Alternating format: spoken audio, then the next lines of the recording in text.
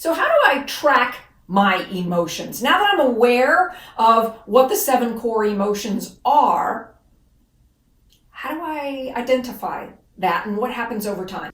I'm Shawn Kent Hayashi. I'm an executive coach, and I help leaders develop the capacity, the skill of emotional intelligence. I'm a big believer that we all need to track our emotions, typically over at least a 30-day period of time. Why? Because we have an emotional set point. And many of us are not aware of our own emotional set point. When I give this assignment to clients and they begin to track their emotions 3, 4, 5 times a day over a period of 30 days, that's when they begin to see what their own set point is.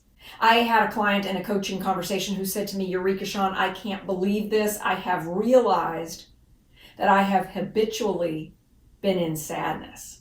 He wasn't aware of that before we began working together, but once he saw his own patterns, he was then able to realize he had been stuck in sadness. And then I taught him how to process himself through his own experiences of sadness. That'll come in one of the next videos. If you haven't already, please subscribe to our channel and give us a thumbs up. Thank you for joining me today. I look forward to seeing you in the next video.